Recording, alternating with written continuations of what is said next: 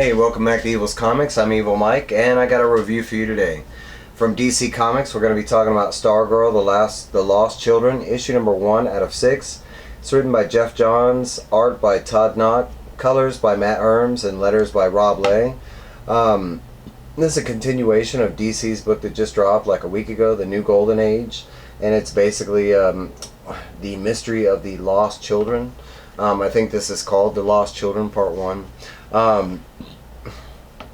The book starts off and it's talking about how like sidekicks weren't always seen as like a silly and funny thing. In the beginning, all the Golden Age heroes had a sidekick. Even some of the superheroes you didn't know had sidekicks, kind of thing. The book starts off in Washington, D.C. in 1942, and we catch up with 4 characters I'm not familiar with, but as the 2 bank robbers, we got Fox and Crow, and 2 heroes, Tex TNT and his sidekick Dan the Dynamite. They are in hot pursuit of the bank robbers. We get to see their powers activated, and basically 2 rings that when they fist bump, TNT, they're like bonded, and TNT becomes this like fiery like figure. We see that that he gets shot a couple times and the bullets do nothing to him. The car is like a superhero style car. The steering wheel switches over to Dan, and it has like rocket propulsion and stuff like that. But basically TNT jumps over to the bank robber's car, starts melting the hood as soon as he touches the car, and then eventually kind of superhero punches the car. When he does so, like they show that the fiery stuff kind of leaves him and goes into the punch, and basically they stop the bank robbers. The book kind of mentions that this is 6 months from the present, because we jump over and catch up with Dan the Dynamite as an older man, and he's reminiscing, has a paper clipping from that day, and we also see that the TNT eventually died during action, and Dan the Dynamite became the first like maroon sidekick without a hero. Then the book jumps over to today, present day, and with Stargirl in Blue Valley, Nebraska. Courtney Whitmore is Stargirl. They've kind of set up that she has already saved Blue Valley from the Injustice League, from Dragon King and his daughter Cindy Berman. They also kind of mentioned that her stepfather is Pat Dugan, Stripesy, the sidekick to the Star Spangled Kid. And it was kind of a weird duo, the Star Spangled Kid being a kid and Stripesy being a younger adult kind of thing, kind of flipped backwards, if you will.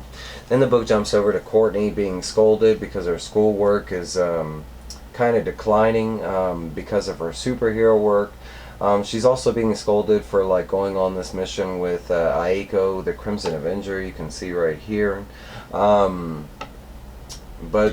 her mom and stepfather, Pat Dugan, kind of find out that she had skipped school to go fight Solomon Grundy on a Monday after he was reborn on that Monday. But they are basically hunting down clues about a long lost sidekick to Stripesy called Wing, somebody I'm not familiar with. But basically it was somebody that was supposed to die a long time ago fighting the Nebula Man or something like that, and they have recently found clues that he might not be dead, just kind of missing. They don't really like Aiko's relationship with Courtney. They kind of feel like it's hurtful or whatever, but Stargirl kind of tells her parents that their relationship is kind of symbiotic, because they both know their superhero identities. They don't have to keep the secrets, kind of thing, and she kind of likes the mission that they're on. She does promise that she will drop the mission, and she gets grounded for 3 weeks. Later on that night, Aiko, the Crimson Avenger, shows up. Courtney eventually tells everything that happened with her parents. We get to see like the vision that Courtney's been having about these lost children, something that has to do with the Spectre and somebody else I'm not that familiar with, but he looks like he's driving a pirate ship. But in the vision it does mention the child minder is coming, the lost sons, the lost daughter, the children need to be free, and that's kind of setting her on a mission. She's eventually convinced to leave even though she was grounded, and they supposedly have new clues to on the wing mission. The clues lead her to Dan the Dynamite's house. We get to see a lot of reminiscent stuff. We actually get to see that he was a part of multiple teams I'm not really familiar with, but the Young All Stars, a name I've heard about but never really read into, and another one called Old Justice. They mention that he was also like on Old Justice, teammates with Sylvester Pemberton, the Star Spangled Kid or Starman, basically his sister, Mary Pemberton. But among this, they eventually searching Dan's house, and him not being there, they do find out that he was doing the same thing, that he was looking for the lost sidekicks, the lost kids, and he kind of has this whole like board set up. They do find another clue, that Dan had found an island and a dock that was like some hidden mystery thing was the last location for most of these kids. But they do show Wing, and that's kind of what they focus on. As soon as they kind of see Wing on the board, like a radio kind of pops up. It says something about Danny, and that catches Stargirl's attention, and eventually the radio kind of says a couple things and then blows up.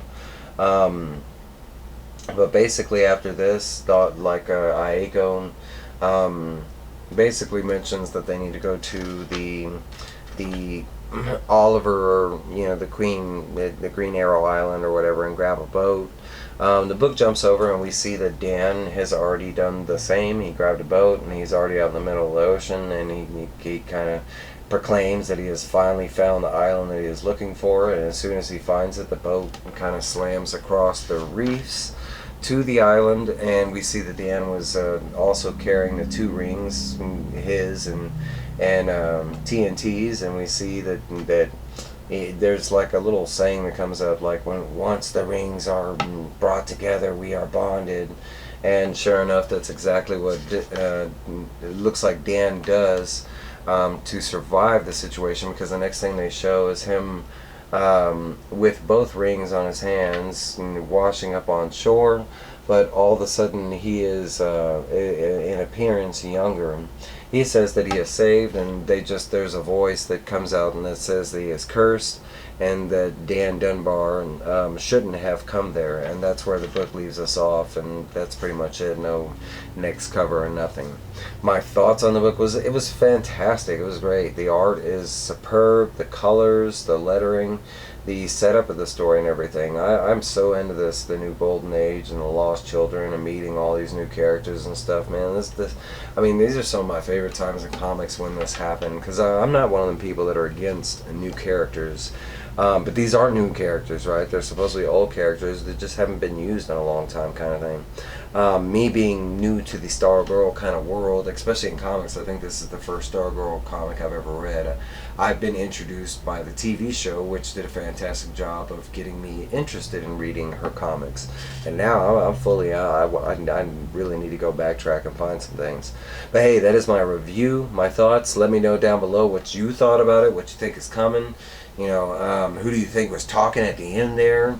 Was it one of the other kids, or maybe the villain, this childminder or whatever?